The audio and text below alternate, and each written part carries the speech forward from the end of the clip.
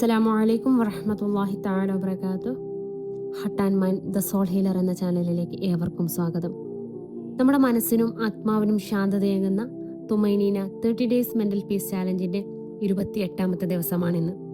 ഇന്ന് നമ്മൾ സംസാരിക്കുന്നത് ഈ ആധുനിക ലോകത്ത് മനുഷ്യന്റെ സമാധാനം നശിപ്പിക്കുന്ന ഏറ്റവും വലിയ ഒരു രോഗത്തെക്കുറിച്ചാണ്.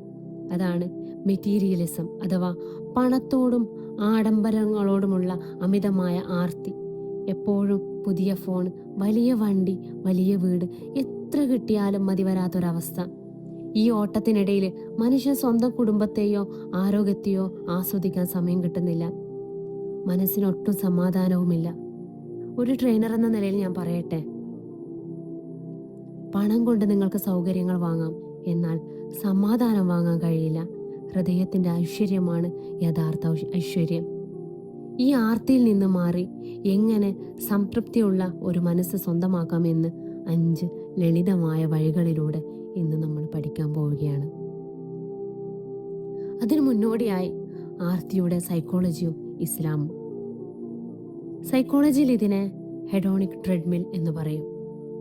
മനുഷ്യൻ ഒരു പുതിയ ലക്ഷ്യം നേടുമ്പോൾ, ഉദാഹരണത്തിന് ഒരു പുതിയ കാറ് വാങ്ങുമ്പോൾ, അവൻ താൽക്കാലികമായി സന്തോഷിക്കും.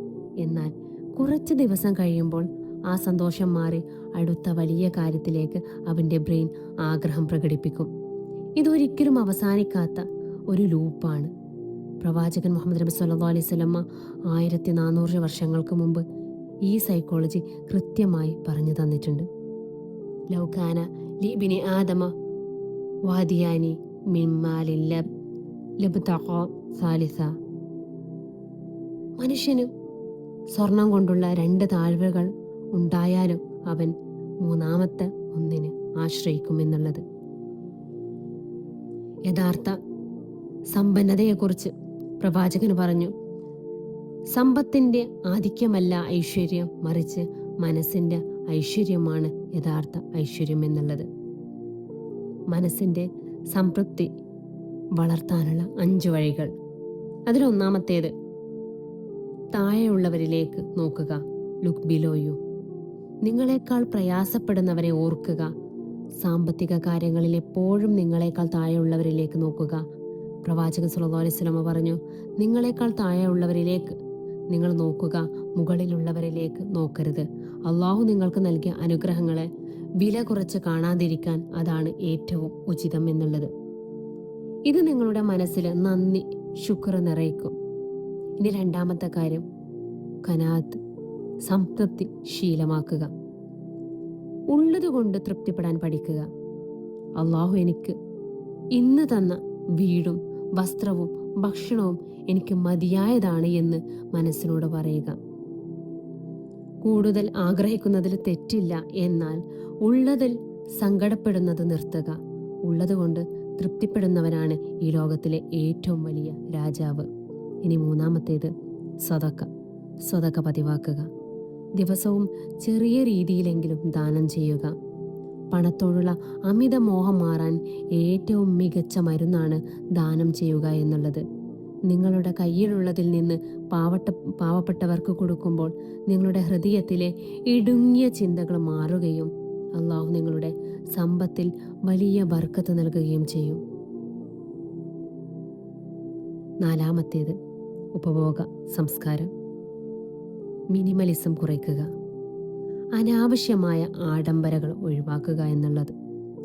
ആളുകളെ കാണിക്കാൻ വേണ്ടി മാത്രം അനാവശ്യ സാധനങ്ങൾ വാങ്ങിക്കൂട്ടുന്ന ശീലം, ഷോ ഓഫ് എന്ന് പറയും, ഇതൊന്ന് മാറ്റിവെക്കുക.